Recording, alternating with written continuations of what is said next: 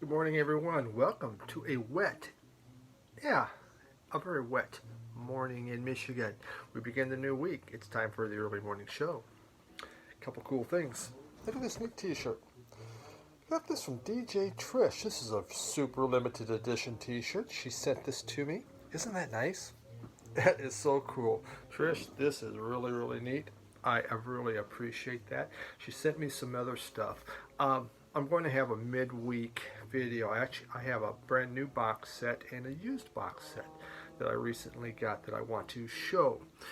And along with some SCLT from Trish and some other people. So we'll do a midweek one to keep this one under 30 minutes. And everyone else says, well, I'm going to try and keep it under 20 or 10. Nah, I try to keep it under 30. I'm 20 minutes. It's not happening. I want to call out a new channel on the YouTube, Radio Wasteland.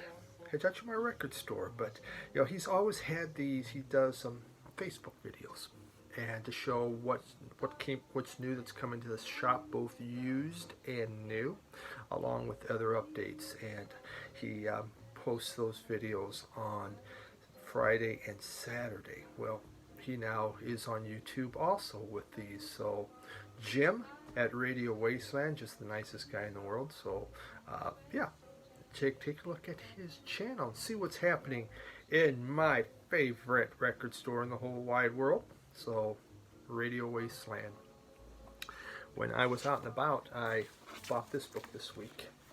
This is Siren Songs. Hey, look at, yes, we're showing a book, see?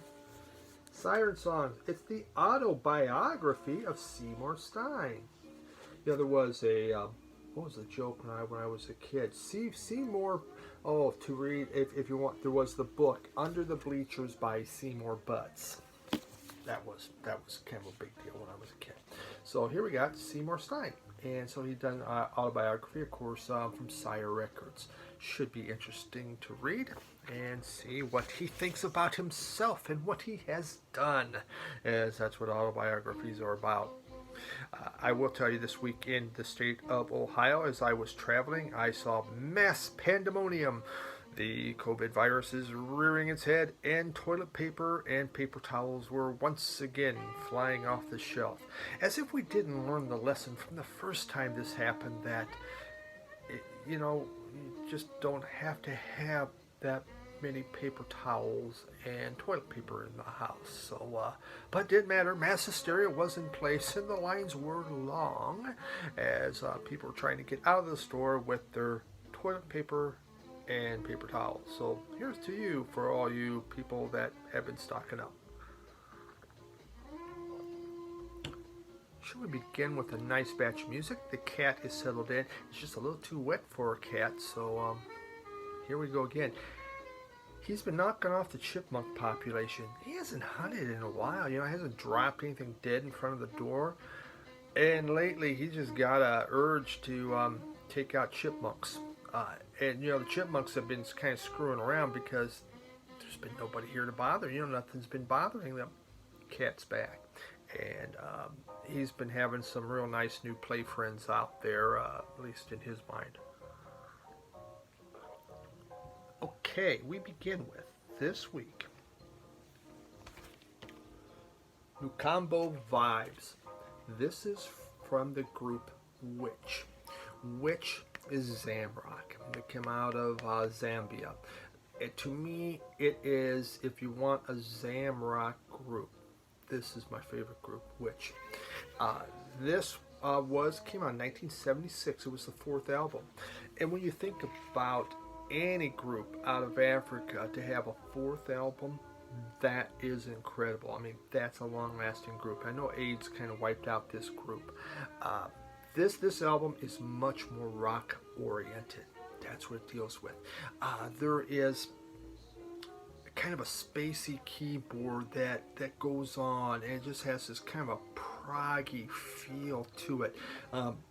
It's very much, a lot of the African music, you have really big rhythm sections, and you get in this groove, and you get all that going. This is more straight ahead. kind of a little harder, psychedelic type rock.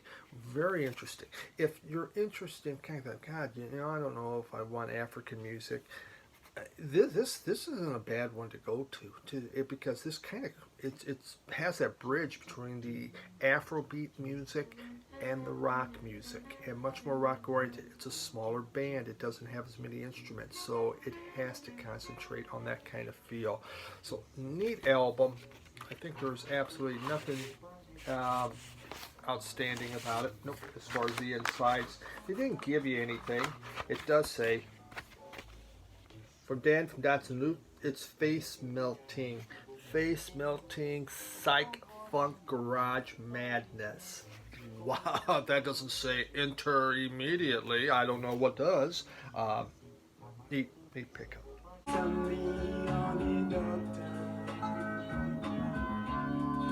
One injection, what a pill. Because I don't deserve no honor. Cause I'm a blood donor. Well, I don't need blood donor.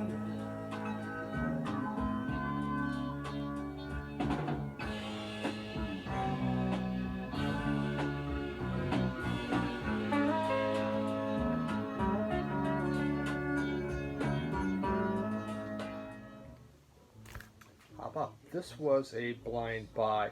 Well, we call them those expensive blind buys. It sits up on the wall. You're looking at it. Actually, there was two groups I was looking at. They had a beautiful copy from the group Bubble Puppy, and they had this from Wilson McKinley, Spirit of Elijah.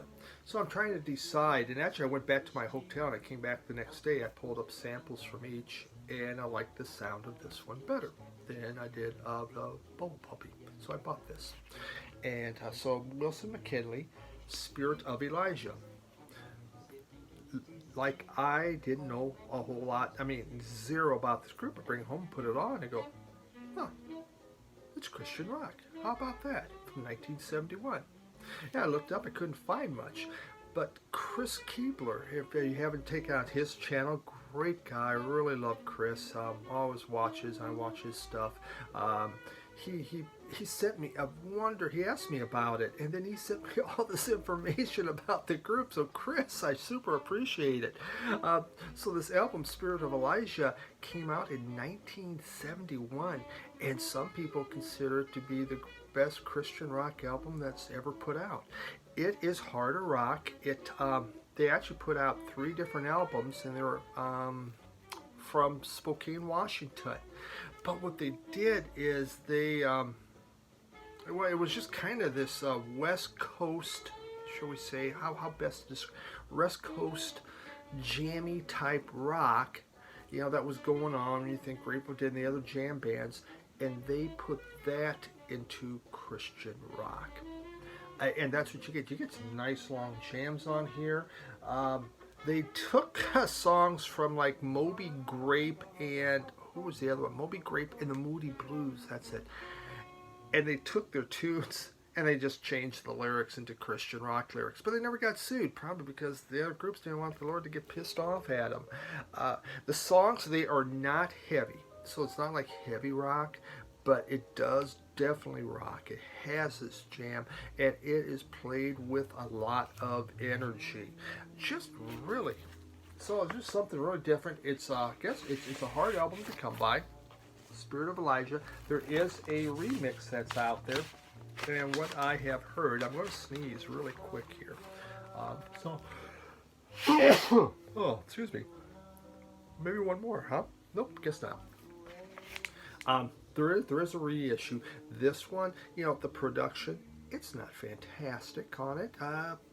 Again, it was made kind of on the cheap, and I guess the represses have cleaned it up. Very interesting Christian rock album. It definitely rocks and has a jam type feel to it. So, name of the group, Wilson McKinley, Spirit of Elijah.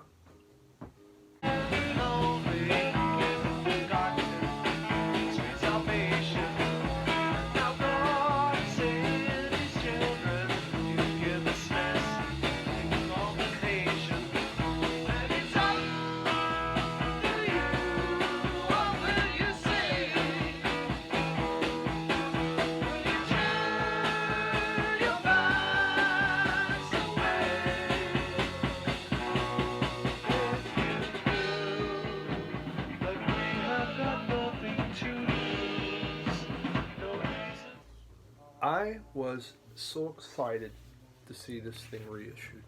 Emmy Lou Harris, Wrecking Ball. In the mid 90s, this came out in 1995. I've never listened to Emmy Lou Harris. I knew who she was, but that was it. And I read something in Rolling Stone, and they were expounding the virtues of this album.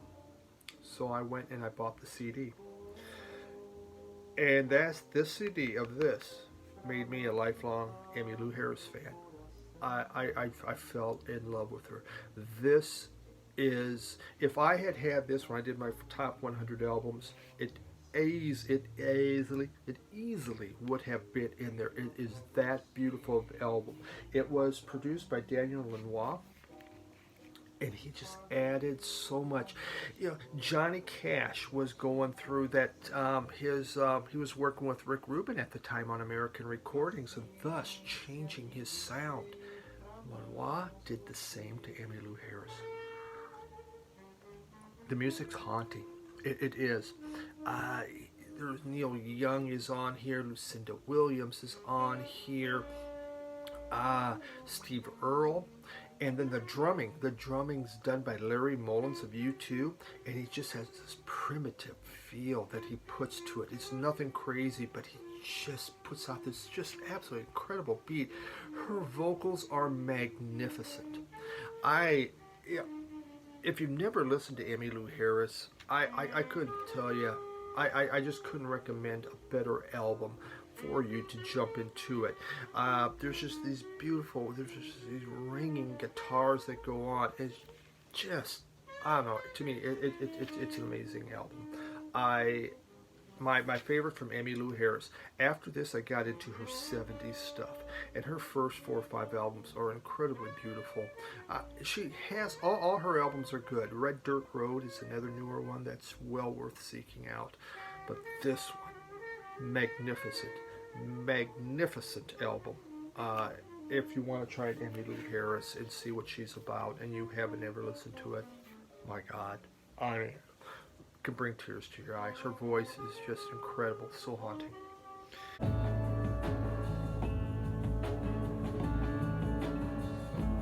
I remember holding on.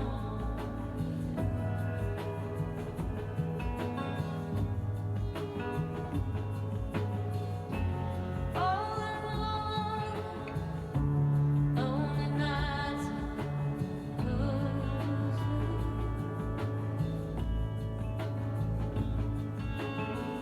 somewhere, sure I made My friend Bill Young at Michigan Record Club. Please check out his channel. Bill lives here in town, and he is my guy that I go to see to play records. And you know, I thought I took these out of the bags, but shows what I know. What we got here? Order. Sealed, man. Oh, I don't know. Whatever. Okay. I went over there, and some other people had shown these, but I never listened to it. But Bill had got these. Josephus? Did I say that right? Bill, did I say that right? Probably not. Josephus. Okay. I bought 2 albums. One is called Dead Man, and the other one is Get Off My Case. So, there we go. Josephus was, they came out of Houston. They started in '69. And they're still going. Actually, they started 69. They broke up in 70. Hey, let's form again in 78. Then we break up. 2000 we formed. Now they, will form together periodically. Some folks will say that they kind of were the ones that originated the Texas rock sound that was later picked up by ZZ Top. It may be. I couldn't really get as really the ZZ Top feel, as I find them a little more jammy than these two. But still, this was really neat. This one was their first one. This was produced for $1,500 in 1969. Their producer on here was Jim Musil, M-U-S-I-L. He wanted them to change their name from Josephus to Come. I just thought that would be kind of cool. Come. the band did not dig that, and so they did not do it. Nobody picked this album up. It never got. Whoops, sorry, cat. It never got produced. I mean, it never saw the light of day till years later, and then it did get out. So they went in. They made the second album. Four of the six songs of this, one, two, three, four, five, six, seven songs on here. One of them 17-minute long jam. Four of the seven songs made it onto this album. If you want one album, this would be the album, as this one, four of the seven are on this one. Okay, got me on that one. So I don't know if I'll keep this one, except this for the 17-minute jammy song on there. The other thing, they do a version of, is this the one, Country Boy, Country Song, or is this one here? Oh no, and this one here, they do a cover version of the Rolling Stones' Give Me Shelter. They did nothing to make Give Me Shelter sound any different or very good. I thought their rendition of Give Me Shelter from the Stones really kind of sucked. The first album, again, didn't go anywhere. The vocalist, he kind of channels his Robert Plant inside of him, so you get at times that kind of Robert Plant howl, and he sings in a little higher register. There is a this one has a 17-minute jam. Is that on this one too? Well, I'll be damned. All right. I said to keep this for 17-minute jam. Screw that. The 17-minute jam's on this one also. So that's one of the four songs that made it over. So this would be the one to do. It is, as I said here, Dead Man is a 13th floor elevator descent headlong into the southern fired Bloody Sabbath. Released in 1970, the LP's gaping cranium cover, sludged up blues, bone bleached riffs, and heavier by tonnage than both the Stones they cover and their 17-minute funeral pyre little title track. A clattering, persistent skeleton of a record, a deceased Zeppelin reanimated by four lost and darkened Texas boys. Wow, that sounds like the thing I would never listen to. I didn't quite feel all of that, but I did like it. Bill Young, again, he played this for me, and I really enjoyed it. Good hard rock with a Texas feel to it. Something to check out. Not overly expensive on the repress. If you want a new one, good luck.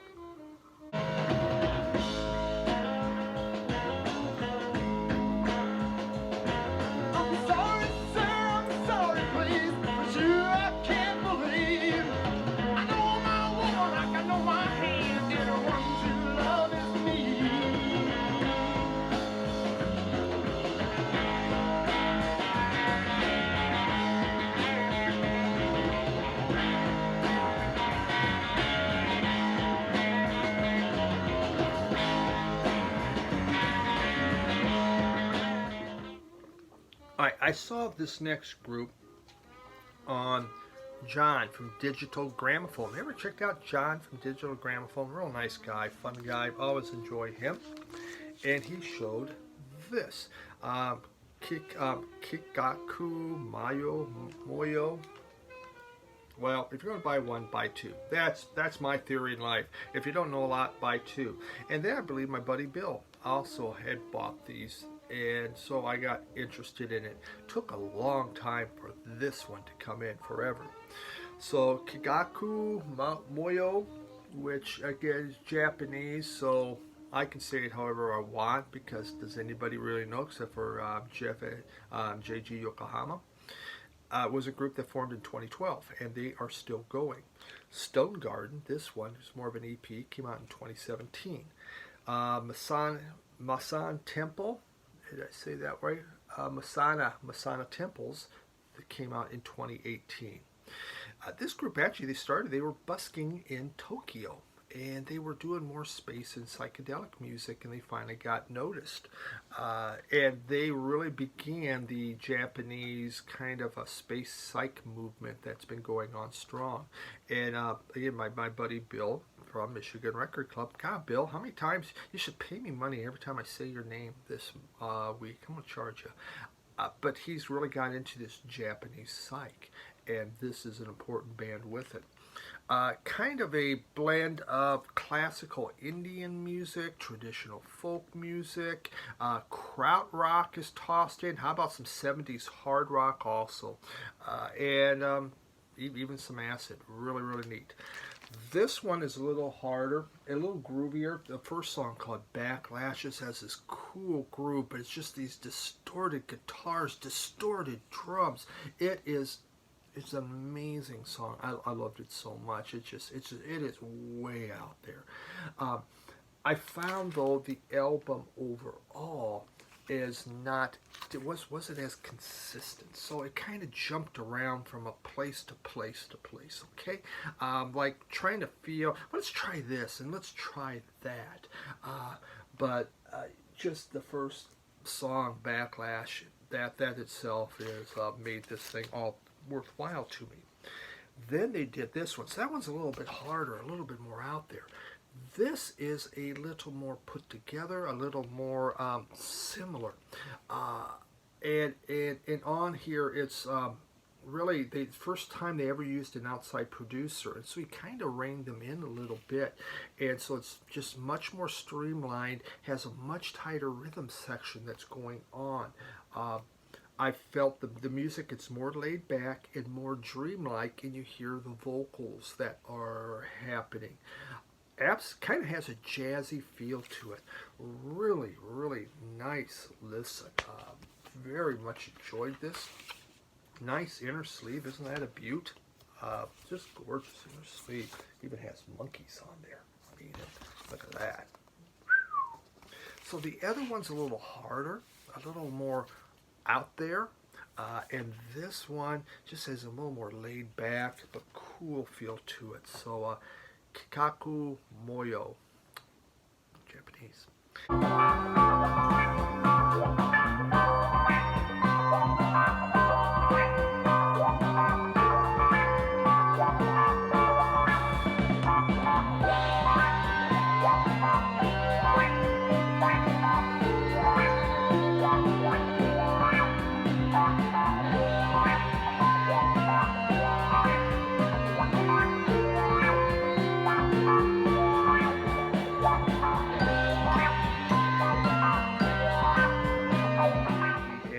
This was some SCLT from an anonymous person, Karate Boogaloo. And Karate Boogaloo, they will not much there, is the rhythm section of the Melbourne group, the Cactus Channel. And Karate Boogaloo is called KB's Mixtapes Volume 2, or number 2. This came out in 2019. What they did is they took samples from hit songs, and these samples have been used by other people in hit songs.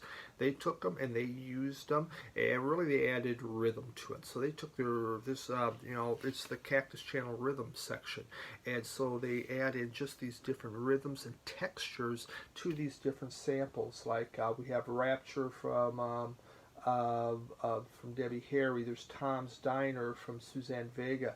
Tour de France from Kraftwerk. Genius of Love, which obviously was from Tom Tom Club.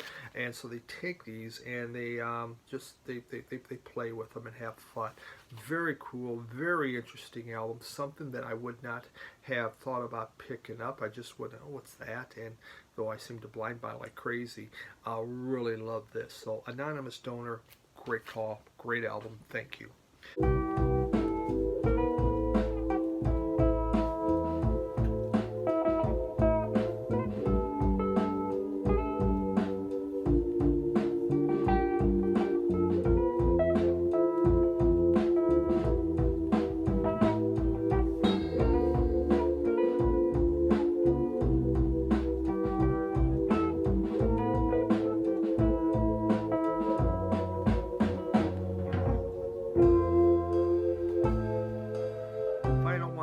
Sonny Rollins.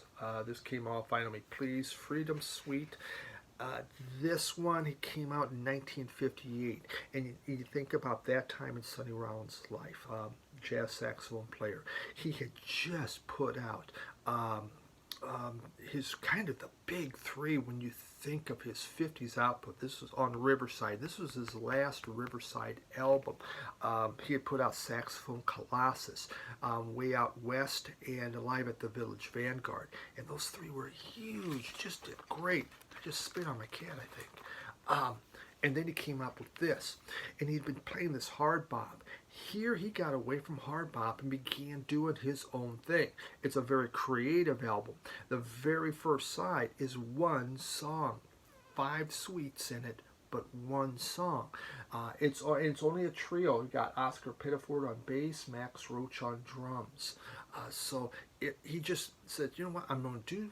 He's going to try this, and which he did, and so he created this really interesting album that was different, and just kind of put him out there, getting away from the whole bebop thing, doing his own stuff. It's not so. If you like the Sonny Rollins, is kind of a little more tamer. This isn't free jazz, but he's moving a different direction on this, and it's easily to tell. So, interesting pickup, cool album from Sonny Rollins, just one of those great saxophone players. Okay, we're done. Got them all in. I hope you join me midweek again to look at a brand new box set, another one that I have. And there's some really cool SCLT that I got in that I really want to show. I just trying to keep her down on this one. So thanks, everyone. Really appreciate you for tuning in this week. And look, go Kmart, 25th anniversary mug. How about that? Should be worth billions of dollars now, right? Right. Thanks. Have a great week. Bye.